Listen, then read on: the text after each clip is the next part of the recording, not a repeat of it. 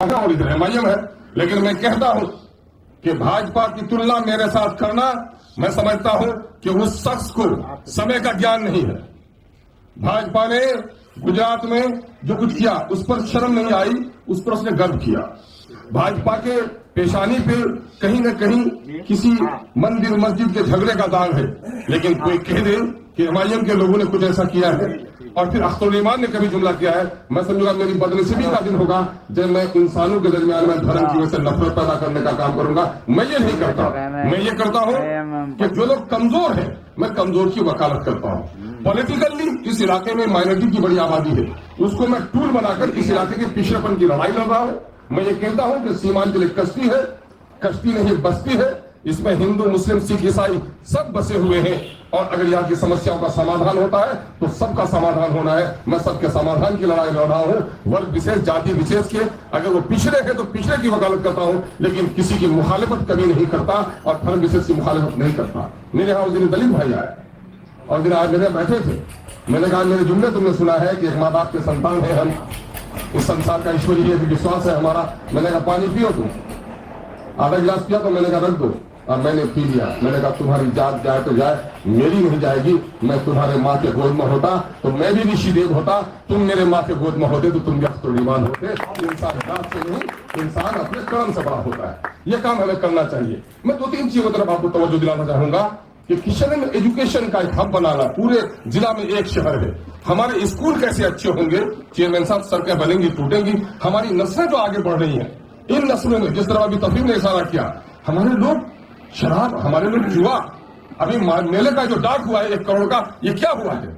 यहाँ सबसे ज्यादा आमदनी अगर होगी तो जुए के अड्डे में होगी। यहाँ सबसे ज्यादा आमदनी होगी तो पॉलिथिन बिकेगा। यहाँ से ज्यादा आमदनी होगी तो लोगों को आवारागर्दी सिखाई जाएगी।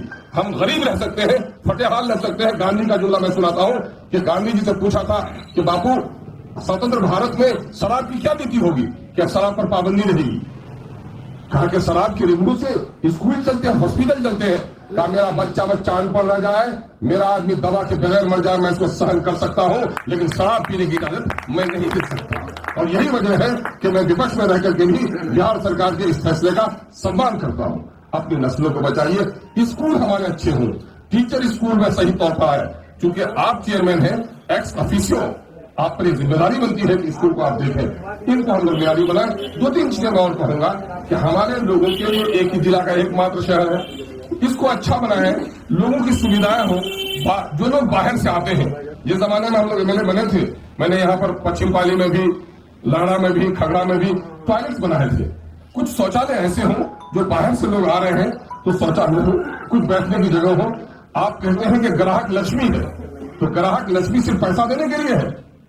लक्ष्मी को सही तौर पर बात भी कराना चाहिए, उनके बैठने का, उनके पानी पीने का, उनके ठहरने का कोई सामान होना चाहिए।